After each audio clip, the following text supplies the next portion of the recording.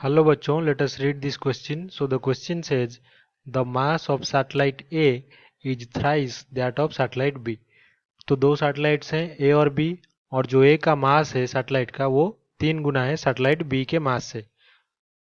The orbital radius of satellite A from Mars is twice that of satellite B from Mars. लेकिन जिस radius में satellite A circularly move कर रहा है Mars के around, ये 2 टाइम्स है सैटेलाइट बी जितना दूर है मार्स से. तो हमें क्या करना है, find the ratio of gravitational force between satellite A and Mars to that of satellite B and Mars.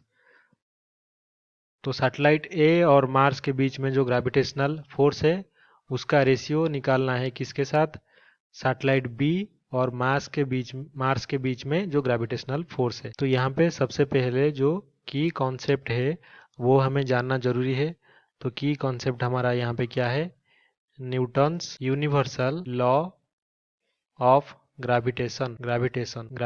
तो ये क्या कहता है, जो फोर्स ऑफ अट्रैक्शन है between two bodies is equals to capital जी.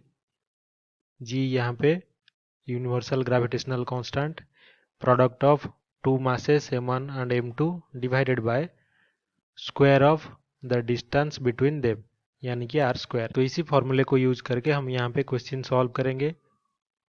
तो सबसे पहले जो क्वेश्चन में हमें दिया है उसका डायग्राम ड्रॉ कर लेते हैं. तो ये हमारे पास क्या है, मार्स. तो इसके अराउंड सर्कुलरली 2 सैटेलाइट्स मूव कर रहे हैं. तो ये हमारा क्या है, सैटेलाइट ए, और ये हमारा क्या है, सैटेलाइट बी. तो जो मार्स है उसके सेंटर से सैटेलाइट ए और सैटेलाइट बी का जो सर्कुलर मोशन का जो रेडियस है उसको ले लेते हैं आर ए, और ये क्या है, आर बी.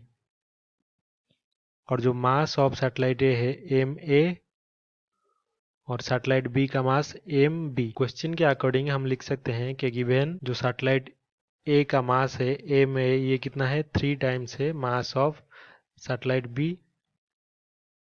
इसी तरह से जो डिस्टेंस है यानी कि orbital radius of satellite A is equals to 2 times orbital radius of satellite B. तो इसी कंडीशन को यूज करके हम जो फोर्स फाइंड आउट अभी करेंगे, force between satellite A and Mars is equals to कितना होगा, जी इंटू मार्स का जो मास है उसको ले लेते हैं capital M into mass of satellite A यानी कि एम ए डिवाइडेड बाय जो ऑर्बिटल रेडियस है आर ए इसका स्क्वायर. लेकिन एम ए और आर ए का जो वैल्यू है हमने यहाँ से निकाला है, तो इसको पुट कर देते हैं, G into capital M into 3 M B divided by 2 R B का स्क्वायर यानी कि 4 आर बी स्क्वायर. तो ये हमारा हो गया इक्वेशन 1. तो सेम फोर्स ऑफ अट्रैक्शन निकालेंगे हम सैटेलाइट बी और मार्स के बीच में. तो ये इक्वल्स टू होगा G into mass of Mars into mass of satellite B divided by orbital radius of satellite B का स्क्वायर. तो ये हो गया इक्वेशन 2. तो अभी क्या करते हैं, डिवाइड करते हैं equation 1 by 2, dividing equation 1 by equation 2. तो हमें क्या मिलेगा, force of attraction between satellite A and Mars divided by force of attraction between satellite B and Mars is equals to capital G capital M 3 M B divided by 4 R B square.